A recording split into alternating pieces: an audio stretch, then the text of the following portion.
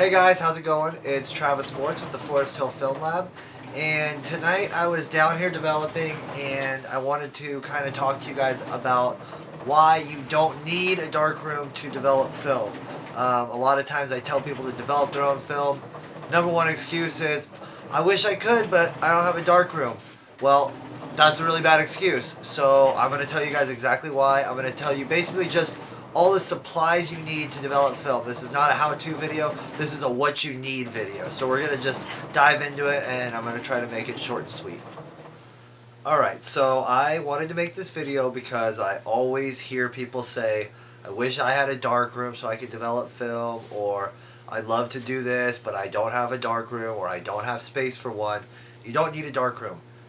I have a darkroom, but I don't use my darkroom for film developing. It's just, I mean, that's where all my equipment's at, but for years and years and years, I developed film in my kitchen or in my bathroom.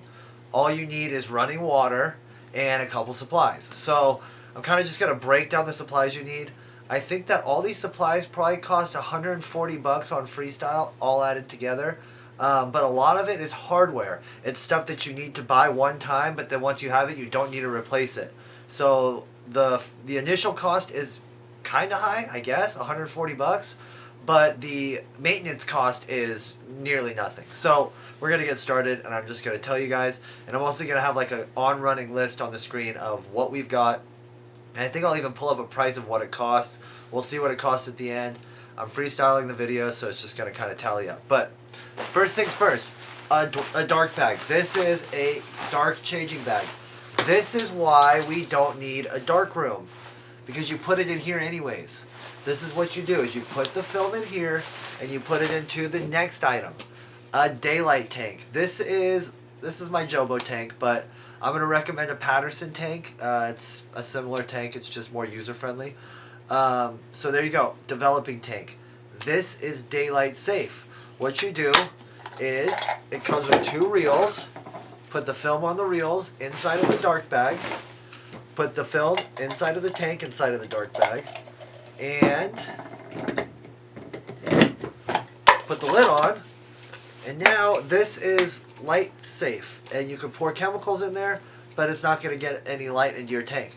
Now we don't need a dark room. It's light out, and we can see what we're doing. So there you go.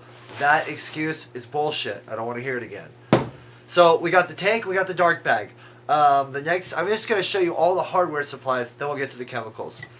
Next thing, a graduated cylinder. I've had this cylinder for many, many years, and I use it for everything. It's 1,000 milliliters. That should be enough for just about anything you're going to do. Your PATERSON tank's probably only 600 milliliters anyways. So 1,000 milliliter container. This is for mixing our developer. This is for measuring all the chemicals we're going to pour into our tank. We need a thermometer for the temperature of the developer. We need, for people that use RODINAL like myself or other concentrated developers, I recommend having a small graduated cylinder for the, you know, 1s and 10s and 5s, the smaller increments that this big one does not have. Small cylinder. And all this stuff's really cheap. Next thing is 2-gallon jugs. These are like $4 a piece. And I've had these for probably 8 years. So 2-gallon jugs. They're super cheap. And that's what we put our chemicals into. Next thing. A bottle opener. A pair of scissors. I didn't grab the scissors, but a pair of scissors. Some film hanging clips. And these are things that can all be improvised at home. If you don't want film hanging clips, get clothespins, or hang it from like those Ross clothes hangers that have clips on them. Like, you don't have to buy this crap. Bottle opener, you don't have to buy a bottle opener, don't have to buy scissors. That's the hardware. So the rest is chemicals. So I'm going to get into the chemicals.